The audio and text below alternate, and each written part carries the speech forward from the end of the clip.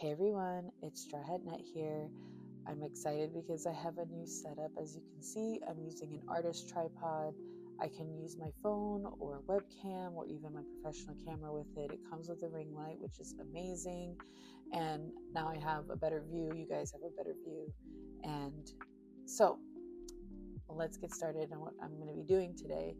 So I'm not going to be doing a tutorial. This is just you watching me do this art. Now I am going to do my best to record it the whole way through, but I'm going to have to probably stop here and there just for memory purposes because I'm using my phone. But basically, I'm going to be doing corgi earrings. I am uh, I am indigenous. I'm Mapuche, and this is how I reconnect with my roots. Now, the nation that I'm from actually use more alpaca metal, but they do also do beadwork. But I love to do like little designs and stuff, which are fun to do.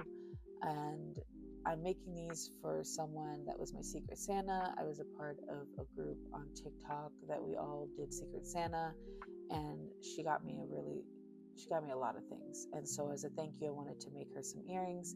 So what I'm going to be using, so that you know what I'm using today, I have the Beading foundation, which you could also buy um, the the boards, the stiffening boards that you put in purses. That works just as well. I have some leather here that I'm going to be using for the backing. I have the different beads. So I'm going to do brown, which is going to be around the ears. I'm going to use this salmon type color for the inner part of the ear. For like the nose bridge, I'm going to be using white. And then for the rest of the face, I'm going to use this cream color. And the outline, of course, is black. I'm going to use a two needle method. So I have one needle that I'm going to string the beads on, and then I have the other needle to tack it down. Um, the After I'm done, then I'm going to be using these type of hooks, just like a standard hook. For myself, I like to use the lever hooks because my ears have gauges, so I can show you the difference in the hooks. But I use these mostly. I always have a lot of these because I take these off of earrings and put these on so I can wear them. I also am using this type of needle. You don't have to use this brand. This is just a brand that was offered. I got a smaller needle so that they can fit the beads. I'm using size 11 beads, and I think some of them are size 12. And I forgot to mention I'm going to be using red for the inner part of the nose and for the toe beads.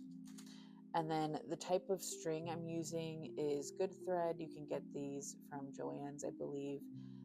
These are 100% nylon. I have in white and in black. I like to use the black string because I feel like it just makes it look more seamless. I used to use the white a lot, and it just sometimes it just doesn't look good. So and then I have these little trays that are going to hold the beads for me while I'm picking up. And I also have a lighter because lighters are important to make sure that the string is not frailing about.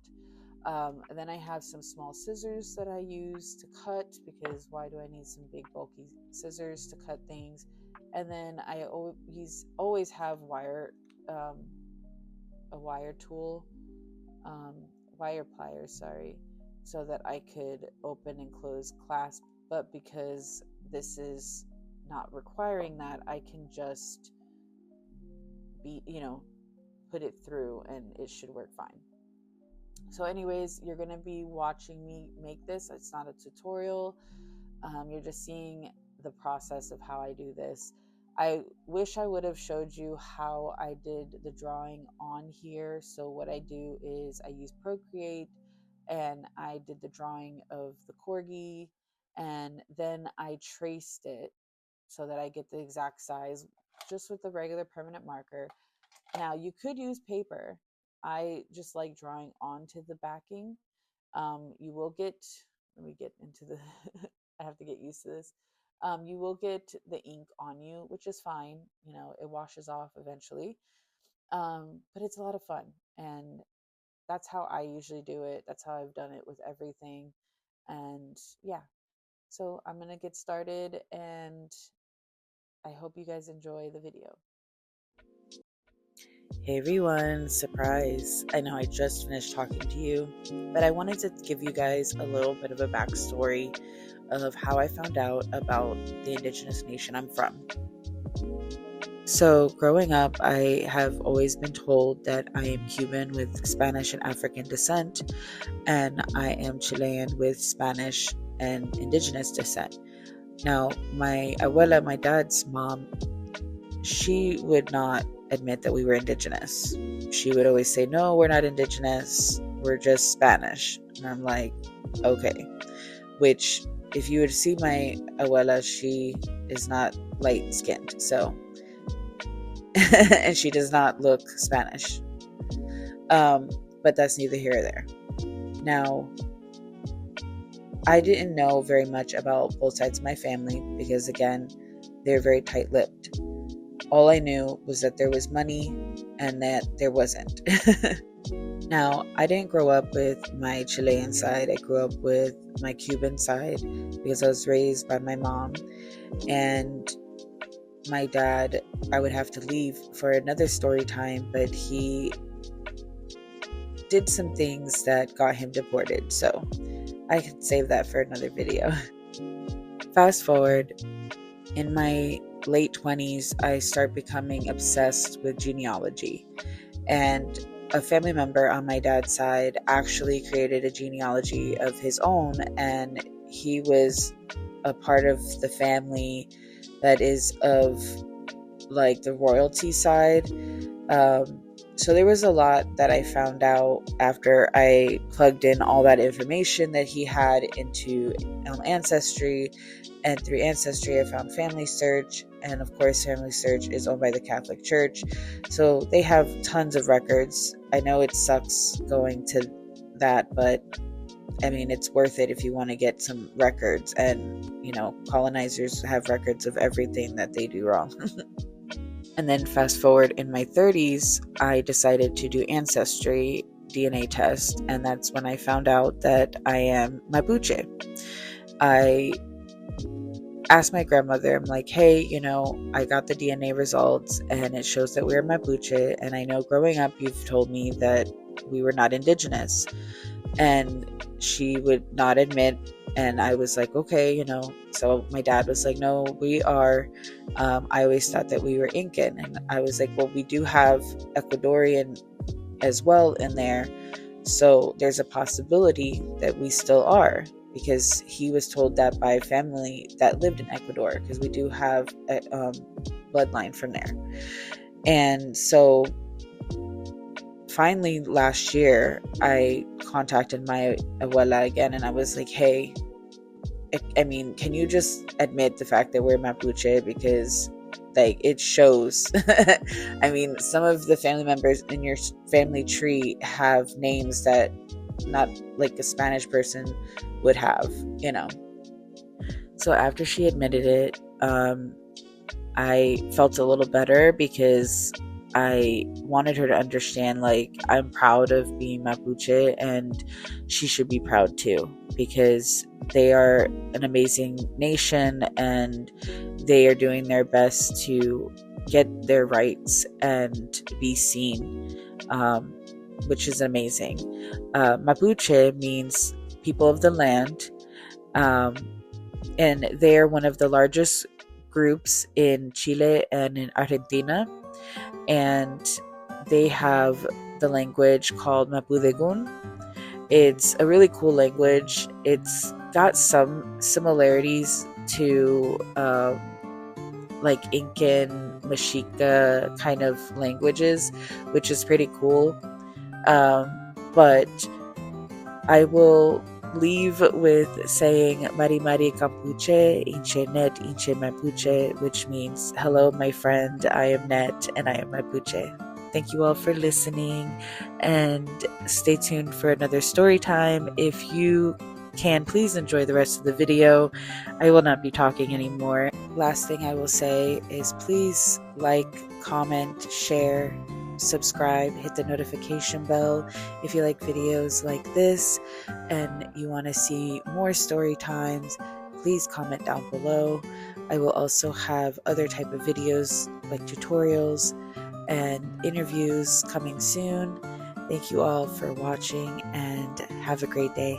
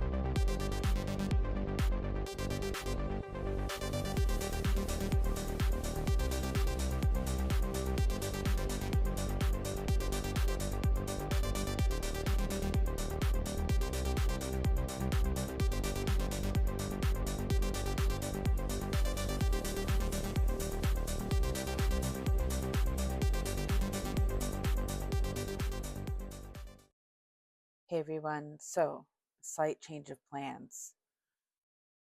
The butt did not look like it was going to work out, so I'm just going to make another face. Sometimes that happens, um, where we think it's going to work out, but then it doesn't. I think it's mainly because of the bead size that I'm using. It's making it difficult to do the smaller details that I would be able to do with smaller beads, which is unfortunate, but we're working on a budget. So I'm going to use what I have. And the face is cute, so I think that will be fine. And then to make up for, I want to also make some dangles using these two. I want to do in this type of style of dangle, but make the two sides a little bit longer so it's not so short. But kind of that type of style is what I'm thinking of doing. Here's another example, but I would like to make it longer. Yeah, I have marker everywhere. It's art. It's what we do, right? So I will continue with the time lapse.